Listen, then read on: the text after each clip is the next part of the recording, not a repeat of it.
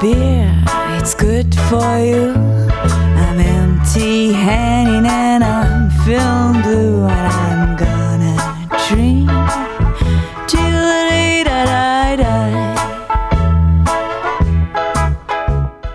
Hello and welcome to the video. In this video I shall share some very important and interesting news that came from a trade event that I attended recently. A major dry yeast company who I shall not be naming has revealed the results of new yeast experiments that they have been conducting. Using the very latest technology, they have been able to track yeast health and development more closely and precisely than ever before. This will mean that the yeast company will be changing advice on all of its packages in the coming 2 to 3 months. Firstly, they have tracked rehydration of dry yeast. Case studies were made of various samples that were rehydrated in water with various levels of agitation. These results were compared with simply pitching dry yeast into wort. It was found that highly agitated samples gave the worst results in terms of viability and health. Water-hydrated yeast with no agitation scored the best result alongside dry yeast that was pitched directly into wort. There was no real difference between the two best results, and in actual fact the yeast company plans to advise brewers to pitch their yeast directly into wort going forward. This was actually of little surprise to me at all, nor other experienced commercial brewers in the room. It has long been known in commercial brewing that pitching yeast directly into wort obtains great results, and that rehydration in water is an unnecessary step. The next research finding did take us all by surprise though. It has been found that wort aeration actually has a detrimental effect on yeast health. Yes, you have heard me right. Research has apparently proven that aerating your wort gives your yeast a head start in terms of lag time, but it then suffers a downspike in health. It then needs to recover before continuing its sugar feast. This can be best described by thinking about the energy that we receive by eating something high in sugar.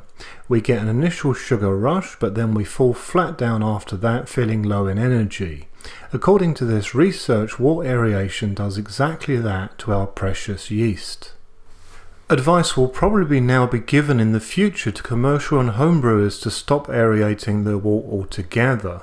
Yes, you will have a longer lag time, but your yeast will be healthier and will thrive better without wort aeration. When I first heard this news, I was rather taken aback. It took some time for me to really formulate a full opinion. Yes, I want my yeast to be healthy. My yeast is the most important ingredient for my beer, but my concern in regards to this new research is simply wild yeast. For those of you that are unaware of this wild yeast term, it simply refers to any species of yeast that is present in the fermentation other than the intended pitched yeast. Yeast surrounds us everywhere and can come from your environment of brewing. Sometimes this is intentional, but when we use the term wild yeast, this is simply not the case.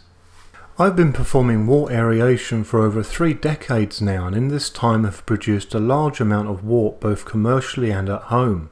Even with wort aeration to speed up lag time, wild yeast has entered some of this wort.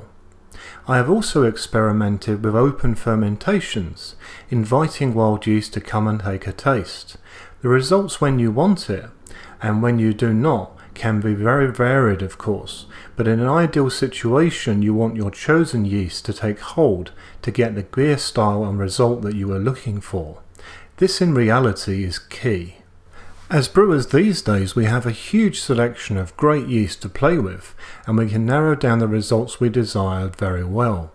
If we are now to suddenly not encourage our chosen yeast to take hold of our wort before any wild yeast can, then I personally see this as a step back.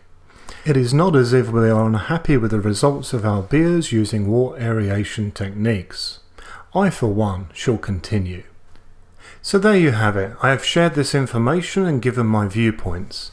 Please let me know what you think. I would be very interested in seeing your reactions to both of these results from yeast research. I do hope that you enjoyed this video and the information contained with it.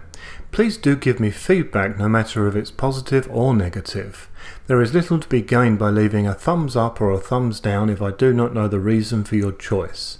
Naturally, my aim is to make videos that all can enjoy. Thank you. So if you did like this video, then please do like it on YouTube. This really helps me out and allows the videos to be seen by a wider audience on YouTube. I have always got a lot of new videos planned for the future, so if you are interested in seeing my new content, then please subscribe for future content. If you have any questions on anything that I have covered in this video or any other video, then please do not hesitate to get in touch with me via YouTube or Facebook.